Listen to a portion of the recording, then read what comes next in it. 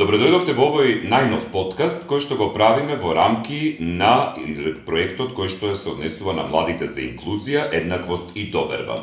А проект кој што токму е дел од она што го прават заедно Фондот на населението на Обединетите нации, УНФПА и Младинскиот образовен форум.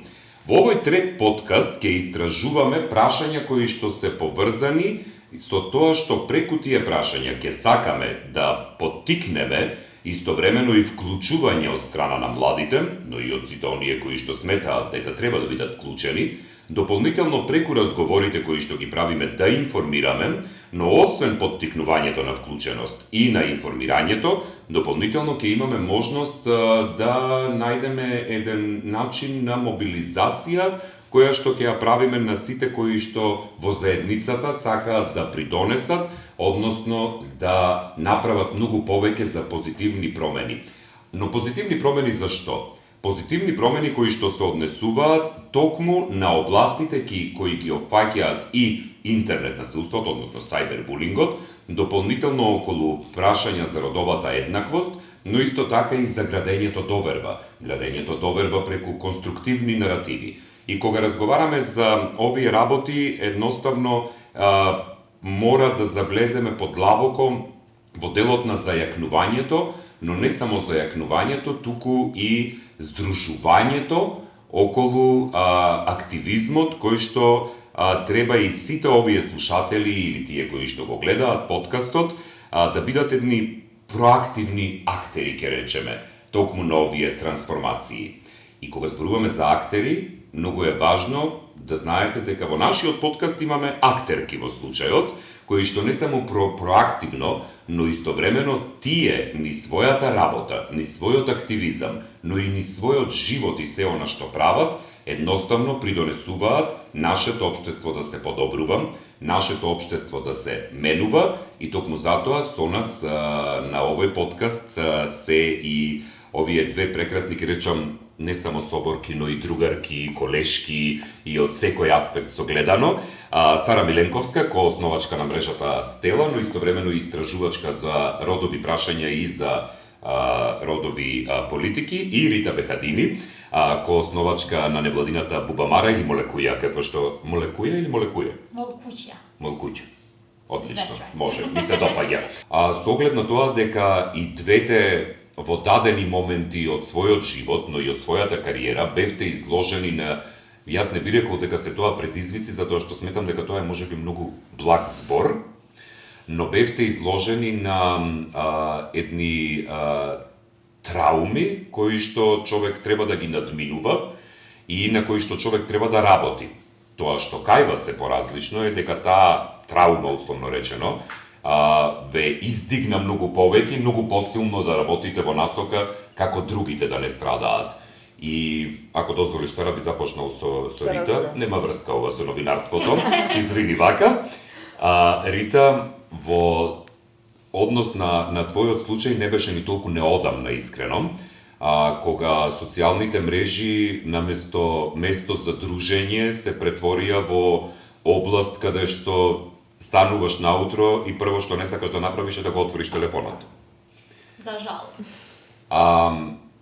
Кажи ми, дали воопшто постои такво нешто како подготвеност за вакви случувања преку социјални мрежи? Не верувам дека постои. Јас порано кога ќе ме праша некој, викав, навикната сум више на тоа. И вака зборувајќи на еднаш ми вика: Рита, ти секогаш се бориш за жените, нели, да пријават насилство, да не се навикат на насилство, а ти од другата страна викаш: навикната сум више на ова cyberbullying што ми се направи цело време. И токму тогаш и јас почнував да пријавам, затоа што на почеток викав: што сега, секој што коментира, ја ќе го пријавам. Има многу, знаеме тоа. Сега малце ги филтрирам кои се за пријавување, има многу, ама сепак мислам дека никогаш не сум спремна за што ќе дојде. Во мојот случај е дека малце во албанската заедница сите знаат дека Еверита се бори за родови прашања и кога нешто ќе се случи и во Косово и во Албанија, ја пак тука ќе бидам како може да кажам, крива. Виновна, така. Да, затоа што имав еден случај во Косово кога една стара жена во еден старски дом, како се вика? Да. Не знам, беше населена близу Печка, нешто тако. Овие во Македонија беа зошто Рита не реагира, еве сега и жените ги тепаат жените. And I'm like, where's the point?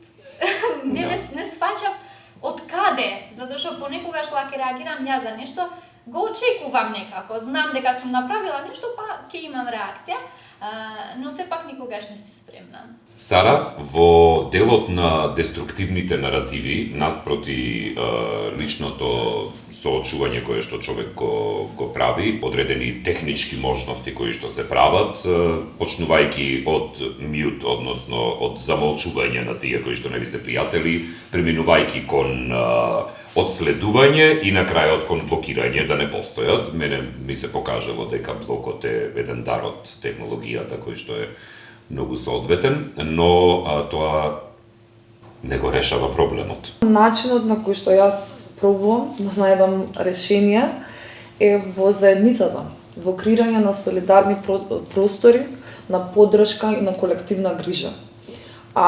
Особено за оваа тема кога се зборуваме само нели логично само за негативниот аспект на сето ова, ама исто така мора да го искористиме потенцијалот, особено кој што доаѓа од травмата, доаѓа од болката, доаѓа од обесхрабрувањето, како енергија која што нас може да ни помогне понатаму да кажеме подиректно ова се проблемите со кои што ние се соочуваме. Јас и Рита имаме можеби малку по-добра позиција во општеството да кажеме поотворено, бидејќи и многу други жени и девојки се соочуваат, мислам сите луѓе во нашата земја се соочуваат со слични проблеми и имаме подобра позиција да кажеме окей, ајде сега да зборуваме подиректно за оваа тема, да си дадеме поддршка едни на други, да бидеме солидарни, преку платформата за родова еднаквост се изразивме поддршка за Рита, ама тоа не е доволно, него треба да го одржуваме сето ова во јавноста и затоа додека чекаме системска промена, иако сега со кривичниот законник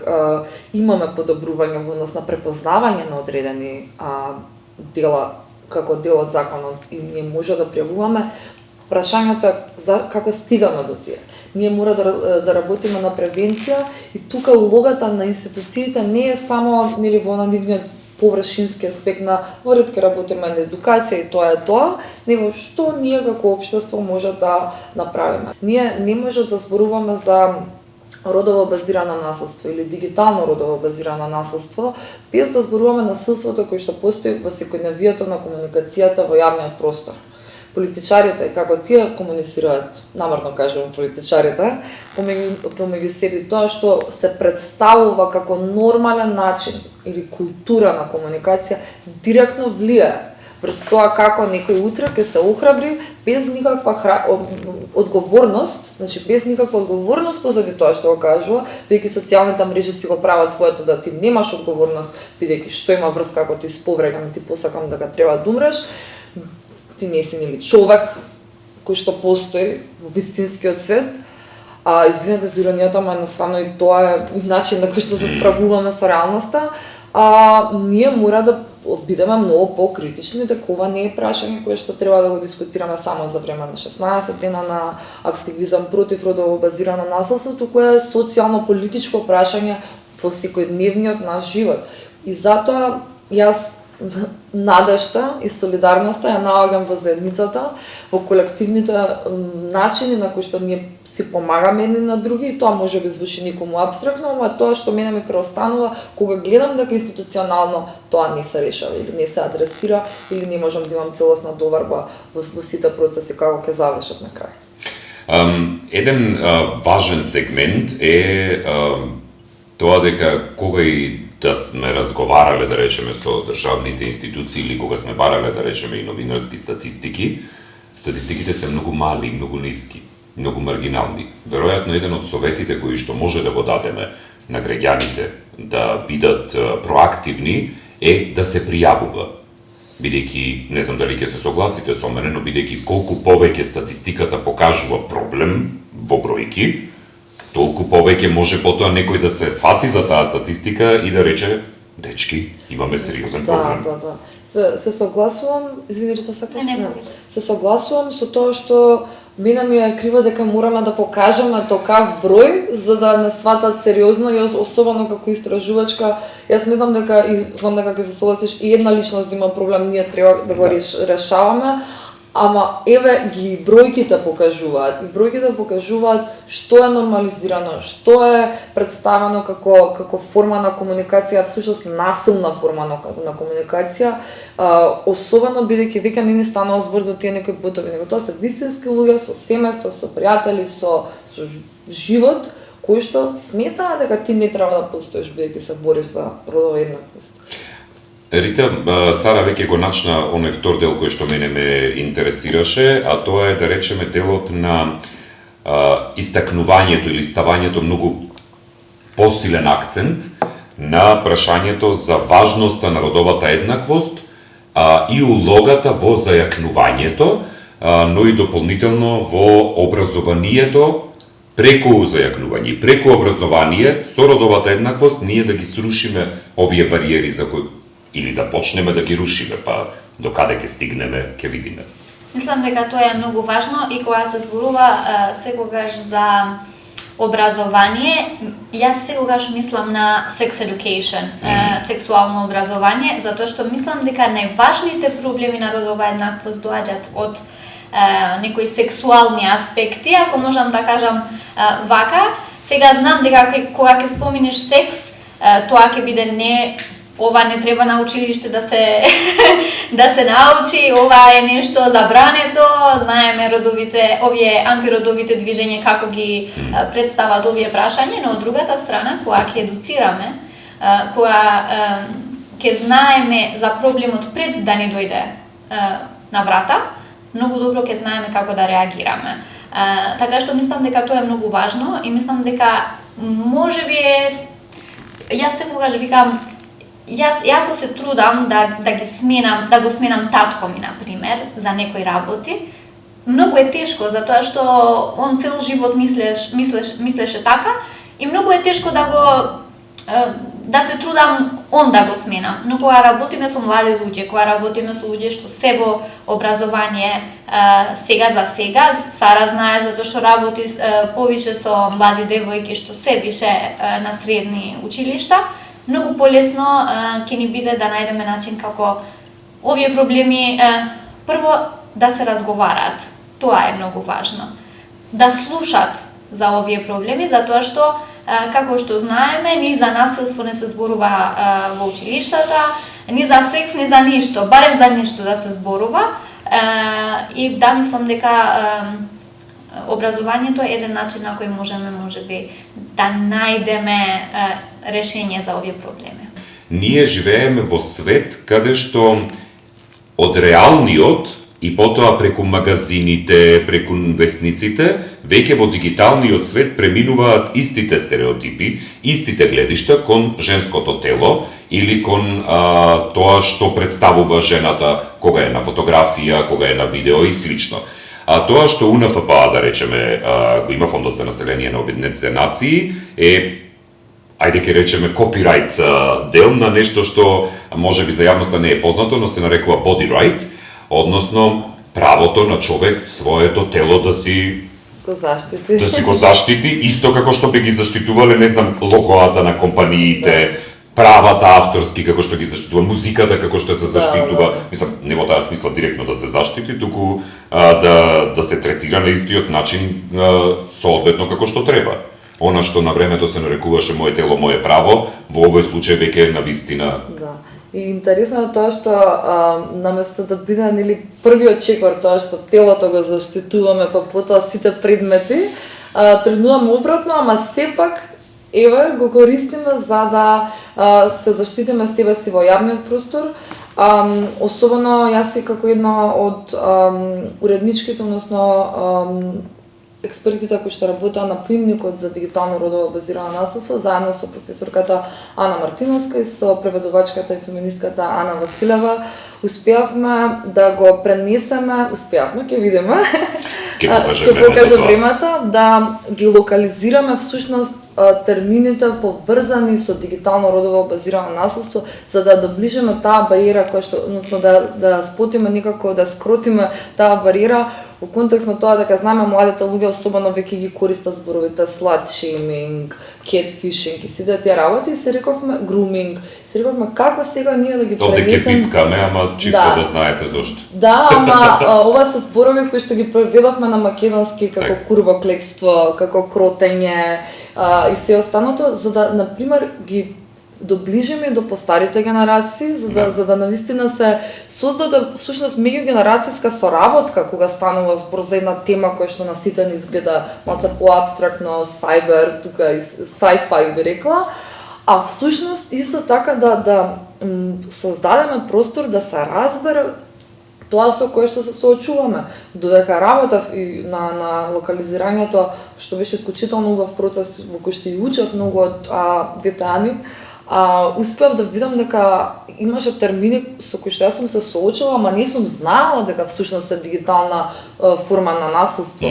Особено и ова што го спомена во односи на телото, јас во мојата младост имаше една слика од една ревија која што има злоупотребано во контекст против мене и начинот на всушност како тој артикл го исклучи од реалноста, беше всушност што фотографката си побара авторски права за сликата во која што јас бев ставена во лош контекст и всушност најголемата заштита не дојде од тоа што тие ги прекршија моите права или напад врз достоинство и почит и се, туку и затоа што на фотографката беше злоупотребена сликата, што мене ми беше значено дека самата фотографка одлучи да го адресира ова, бидејќи не секогаш го имаме тоа во нашето општество. Значи, тоа е еден чекор да го кажам како позитивен пример, но исто покажува дека ние треба да си ги знаеме правата и да си ги знаеме информациите кои што нас може да ни помогнат. Тука ние исто играме улога со тоа што зборуваме малку повеќе,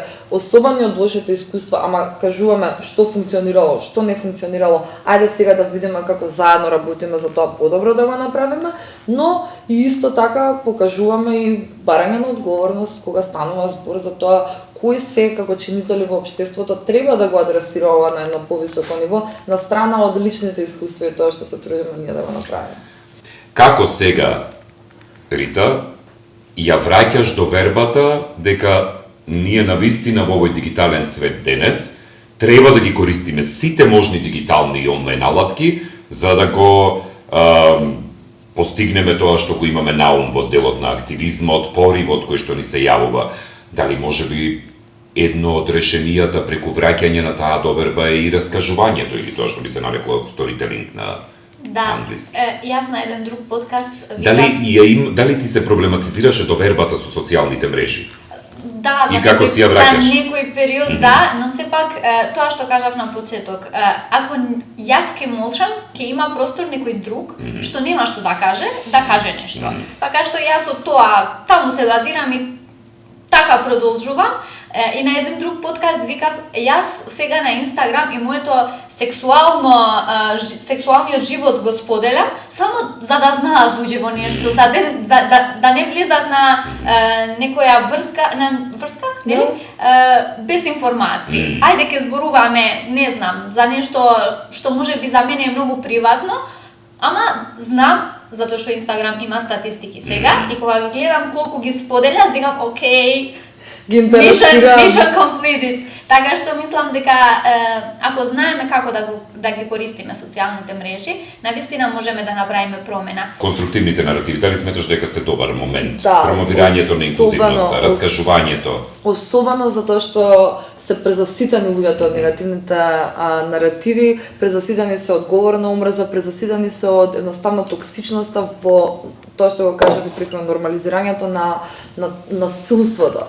И особено кога зборуваме преку ранливост, кога зборуваме од личен аспект, кога зборуваме на начин на кој што има смисла, особено на луѓе кои што поминувале можеби ни слични работи, па и на луѓе кои што не поминувале, само сакаат да не запознаат, мислам дека тука имаме доста голем простор за да низ тие конструктивни наративи зборуваме за вредностите во нашето општество кои што треба да се подобрат и афирмираат. И стално потсеќам, солидарноста, феминизмот, поддршката едни на други, не се тоа некои нови концепти, тоа се дел од нашата историја, дел од нашата еманципација, дел од нашата слобода. И пред малку тоа што го споменала, ослободување, кога зборуваме за нашето тело и како ние навистина го афирмираме, ние треба да сме охрабрени, да бидеме целосни.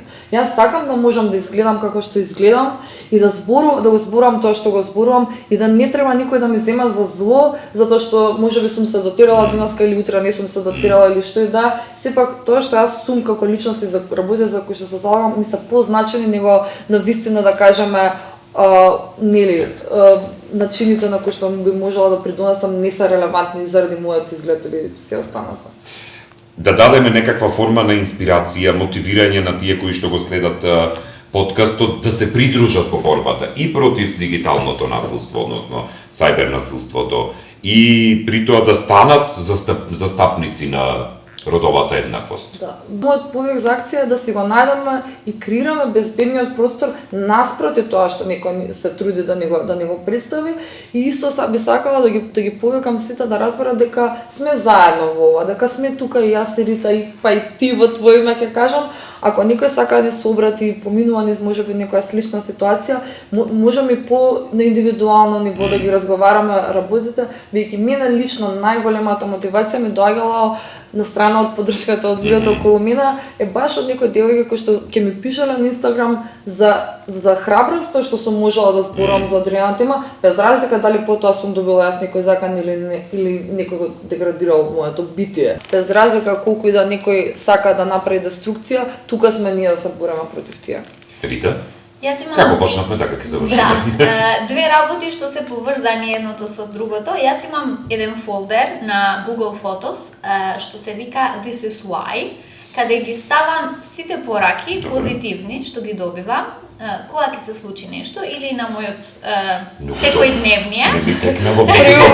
Да, затоа што кога ќе бидам така на некој период кога ми е тешко од нешто, ќе си влезам таму и ќе гледам колку јас сум ги мотивирал девојките или нема врска и жените и мажите и сите, тие пораки што сум ги добивала и ги заборавиш. Истите се, ама ги заборавиш и ако ја треба да направам еден call to action, би кажала дека кога ќе се случи нешто на некого, иако не го познаваш, многу им значи на човекот кога ќе пишуваш немај гајле Берита, ќе си помина. Ти прави тоа што го правиш, другите нека зборат што сакат, например.